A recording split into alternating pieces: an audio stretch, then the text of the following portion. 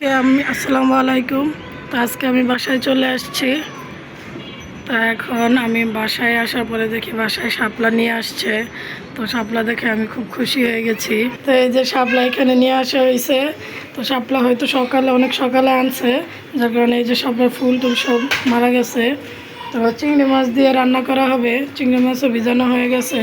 তো এখন এগুলোকে কেটে নেব। শাপলার সাথে অবশ্য গরু গোস্ত নামানো হয়েছে, তো গরু গোস্ত রান্না করাবো।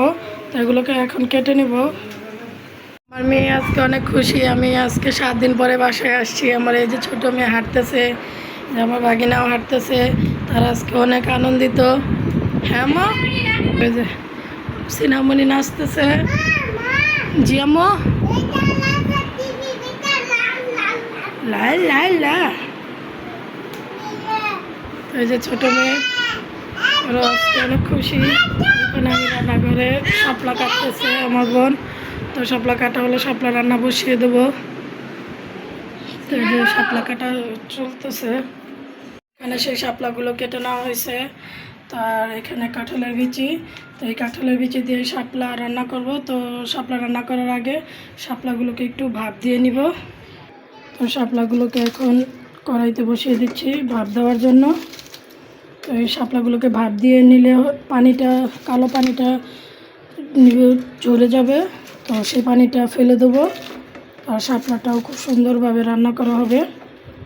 এখানে বসিয়ে দিয়েছি, শাপলাগুলো হতে থাকুক। আর আমি এখানে গরু গোস্তগুলো কেটে নেব। তো দেখতেই পাচ্ছেন এখানে শাপলাগুলো কি সুন্দর সবুজ কালার হয়ে গেছে, আর এটা থেকে কালো পানিগুলো বের হয়ে যাচ্ছে। তো আর একটু করব। তো এর মধ্যে আমি গরু গোস্তগুলোকে মাখিয়ে নেব মশলা দিয়ে। গরু গোস্তের ভিতরে একে একে পেঁয়াজ বাটা, তেজপাতা, আদা রসুন, এখানে আছে কাঁচা মরিচ বাটা, শুকনো মরিচ বাটা, গরম মশলা বাটা, জিরা বাটা, হলুদ, লবণ, তেল, সব কিছু একে একে এটার মধ্যে দিয়ে মিশিয়ে নেব। তো এখন আমি এখানে শাপলা রান্না করব। তো সর্বপ্রথম আমি তেল দিয়ে নেব, সয়াবিন তেল। তো শাপলাগুলোকে আমি চিংড়ি মাছ দিয়ে রান্না করব। তার জন্য চিংড়ি মাছ এখানে বেছে ধুয়ে রেখেছি। তো প্রথমে আমি পেঁয়াজ বাটাটা দেব। এখন আমি পেঁয়াজ বাটাটা দিয়ে দিয়েছি। পেঁয়াজটা বাটা হলে এখানে আমি একই সাথে কাঁচামরিচ বাটাটাও দিয়ে দেবো। কাঁচামরিচ বাটাটাও ভাজা হবে এর সাথে।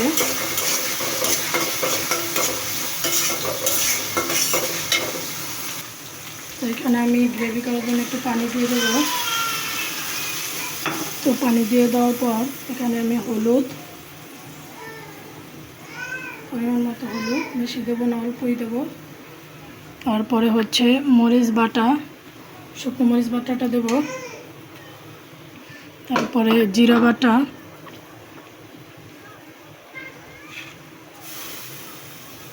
পরিমাণ মতো জিরা বাটা, লবণ দিয়ে একটু কষিয়ে নেব। কষানোর এই পর্যায়ে আমি ঢাকনাটা দেবো না, ঢাকনা দিলে পুড়ে যেতে পারে, যে তার জন্য আমি আর ঢাকনা দেবো না। আর এখন এখানে আমি চিংড়ি মাছটা এর সাথে দিয়ে কষিয়ে নেব। তো এতে চিংড়ি মাছের ঘ্রাণটা মশলার সাথে খুব সুন্দরভাবে মিশে যাবে।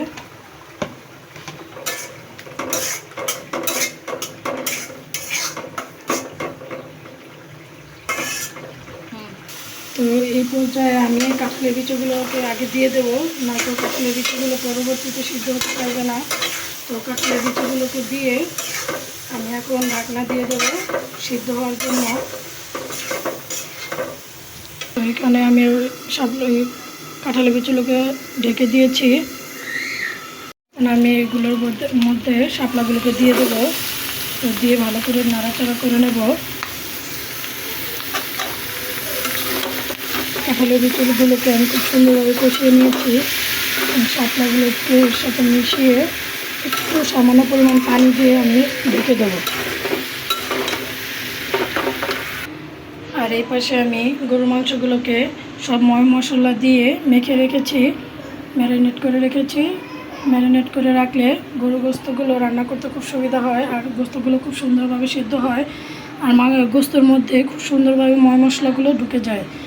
তো খুব সুন্দর হয়, যার কারণে আমি আগে থেকে ম্যারিনেট করে গরু গোস্ত রেখে দিয়েছি। তো শাপলা রান্না করা হলেই আমি গরু গোস্ত তরকারি বসিয়ে দেবো। এখানে আমার শাপলা তরকারি হয়ে গেছে, তো এটাকে এখন নামিয়ে নেব। তো আর এই কড়াইতেই আমি গরু গোস্তটা রান্না করে নেব। এই যে শাপলা এখানে বেড়ে নিয়েছি, তো এখন আমি গরু গোস্তগুলো বসে কষানোর সময় আমি তেল একটু মাখানোর সময় আমি তেল একটু কম দিয়েছিলাম। তো এখন তেলটা দিয়ে নেব। তো এখন তেলটা দিয়ে দেবো, আমার মতো তেল। আর তেলের মধ্যে আমি বাকি পেঁয়াজ বাটাটা দিয়ে দেবো।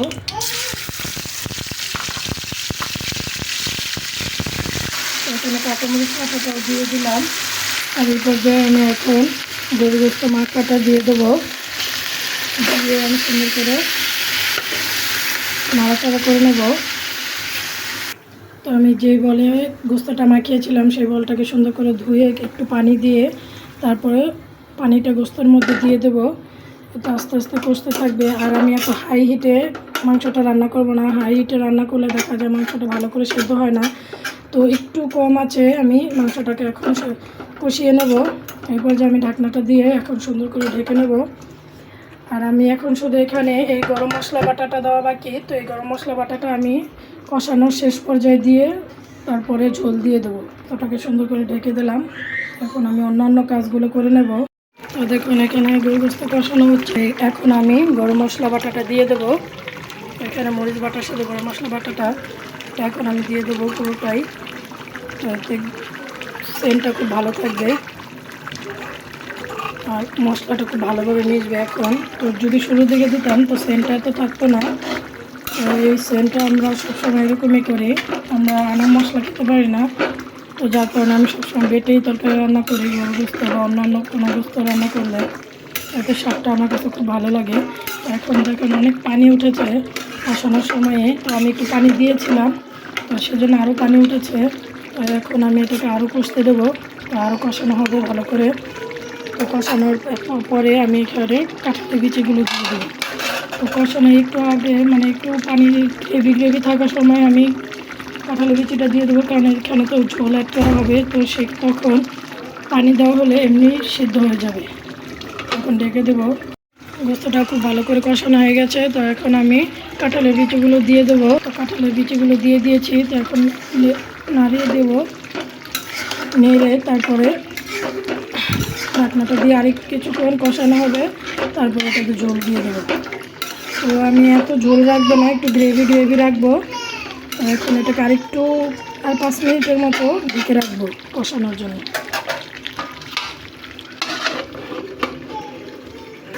এই পর্যায়ে কষানোর সময় খুব সুন্দর কালার হয়েছে আর বাইরে আজানও হচ্ছে।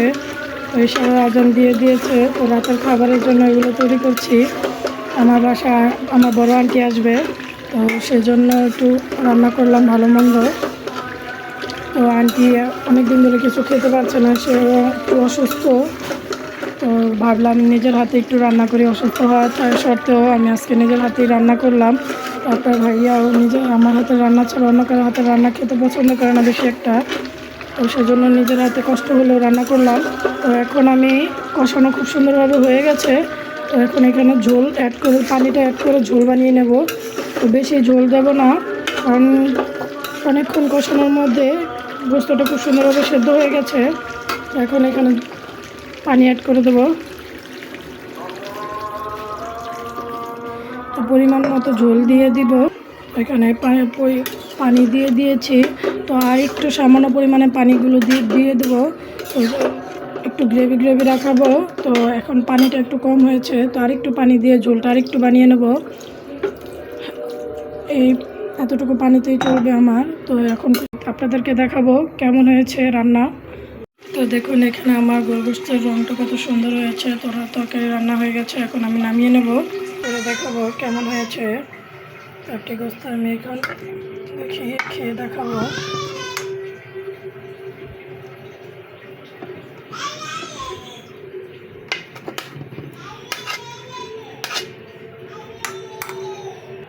দেখুন কত সুন্দর সিদ্ধ হয়েছে কাঁঠালের বিচিটা।